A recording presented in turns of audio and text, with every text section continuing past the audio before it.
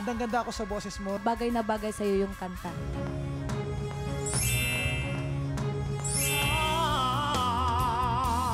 Okay naman, yung performance mo steady. Malinis naman for me. Well executed yung iyong stage presence.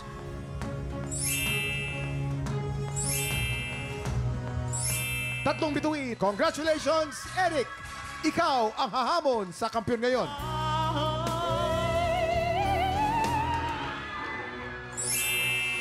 Lucky, meron ka 12 stars! Ikaw pa rin ang kampiyon ngayon.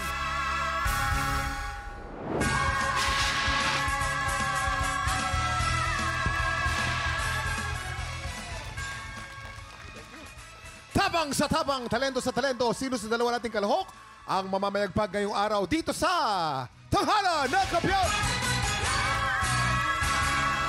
Mag-ingay para sa ating mga inamparan, singer-songwriter, the R&B crooner, Daryl Ong.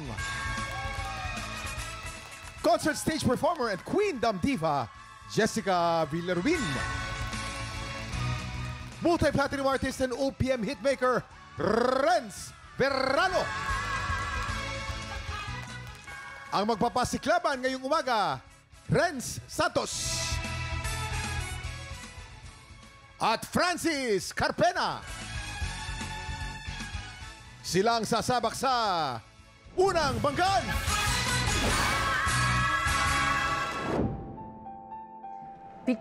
Dinner date po with mommy.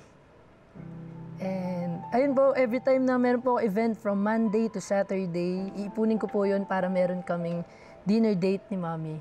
So, actually, family ko po kasama din po doon, hindi lang po si Mami. Ayun, sobrang saya po ng mga moment na yun, ng mga panahon na yun, pero sadly po, 2020, my mom passed away, and ayun po, nakakasad, pero andito po ako ulit, tuloy-tuloy po nalalaban, itutuloy po yung career na inumpisahan po namin ni Mami. Na, ang sinabi niya po sa akin na magtuloy-tuloy po ako sa pagkanta. Pinaka-namimiss ko po kay Mami, yung pag nilulutuan niya po kami ng adobong puti. Yun po, favorite ko po yun eh. Ilang beses ko po yun tinry gayahin, pinagaya po sa mga mag-anak na, pero hindi po nagawa. Iba pa rin po ang luto talaga ni Mami. So yun po yung mga best moment talaga. Hello Mama, nandito na ako sa TNK. Tuloy-tuloy ang pangarap, tuloy-tuloy ako sa pagkanta. Manalo, matalo, magdi-dinner date pa rin tayo dalawa. Kasama pa rin kita, alam ko nandito ka sa puso ko. Renz Santos. Renz Santos! Yes! Ay, Kuya Kim, ano naman, may ano ng feeling? Parang pag kumakanta ka na ano, nararamdaman mo. namumove ako. Nakakaaliw. Naaliw kaya ang ating inampalan? Ang ganda ng boses mo, very distinct. Merong quality na parang akala mo pipiyok pero hindi. Yung parang may iyak, parang umiiyak. Merong ganong may ganong pakiramdam. Bagay sa iyo yung song na napili mo, When I Was Your Man.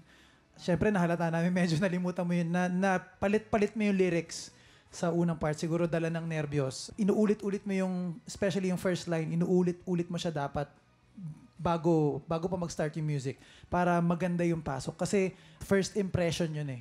So, importante yun. Pero, again, maganda ng boses mo. Yung interpretation nandun din, yung emosyon nandun din. Na-feel ko yung kanta. Yung timing, pwede pang mag-improve. I-set mo talaga kung naka-metro ka ba or medyo laid back. Pwede mong i-laid back ng konti para mawala yung feeling na nagmamadali o yung nininervyos na pakiramdam. Yun lang. Pero ang ganda ng boses mo. Salamat po. Ganda ng comment ni Daryl. Renz!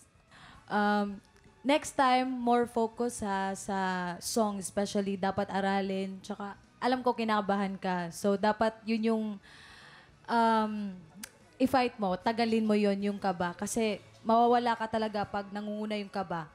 Siguro yung simula, gusto ko mas ma-drama sana siya. Yung mas kalma lang muna bago ka bumira agad para may drama ba. Pero nalagyan mo ng tamang emosyon yung kanta. I agree with Kuya Da na naramdaman namin yung emosyon mo. Which is nagustuhan ko yung sa dulo mo na kinalmahan mo lang. Yun yung hinahanap ko sa'yo. At saka ang ganda ng stage presence mo. Kaya congrats. Salamat bro. Maraming salamat sa ating inampalan. Anong scores naman kaya ang bibigay ng ating inampalan? Renz, ito ang aking mga stars para sa'yo.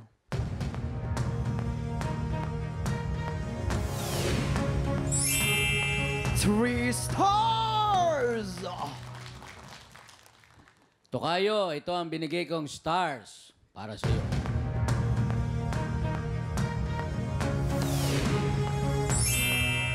Three stars! Dalawang 3 stars ang nakuha ni Ren. Sibibitin muna natin kung ano ang score ni Jessica. Ang susunod nating kalahok, ito na po, si Francis Carpena. Bali, ito po yung time na sumasali po ako ng kundiman dahil nalaman ko nga po na itong contest po na ito ay legacy pa po ni Maria Carpena. Noon ding nalaman ko po na lola ko po siya sa tuhod. Si Maria Carpena po ay lola ko po sa tuhod na tubong Santa Rosa, Laguna. At siya rin po ay tinaguri ang first Filipino recording artist or kilala ring bilang Nightingale of Zarzuela. Nakatulong po siya kasi yun nga po, nalaman ko po yung nature po talaga namin sa musika na po talaga. Kaya mas in-enhance ko pa po yung pagkanta po, lalo na rin po sa kundiman. Inaalay ko po itong laban na po to sa ate ko po, na breadwinner po sa family po namin. Kasi po, hindi ko po rin inaasahan po na bigla po siyang mawawala dito sa mundong to. Ate, kung naririnig mo man to, itong laban na to ay inaalay ko para sa'yo kasi alam ko na pangarap mo din to para sa akin. Francis Carpena. Hello po.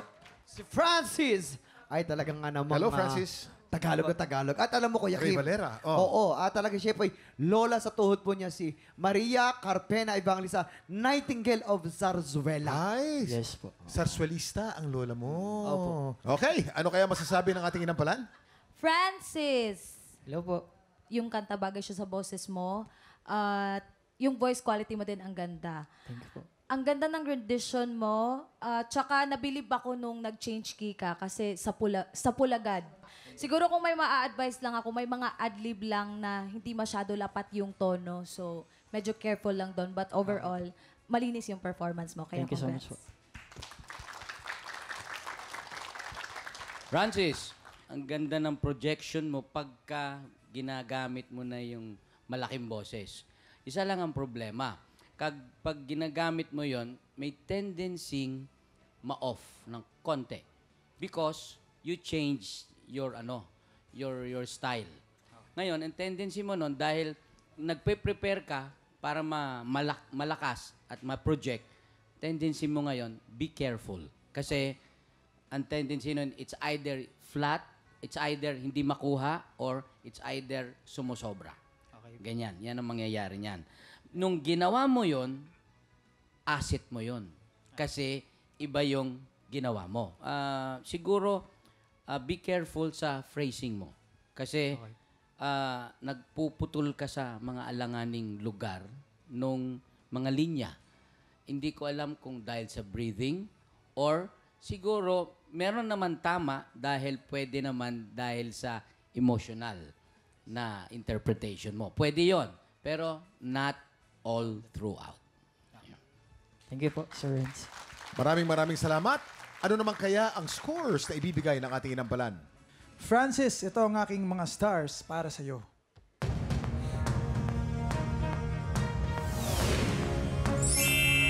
Three stars! Francis, ang stars na binigay ko sa iyo ay...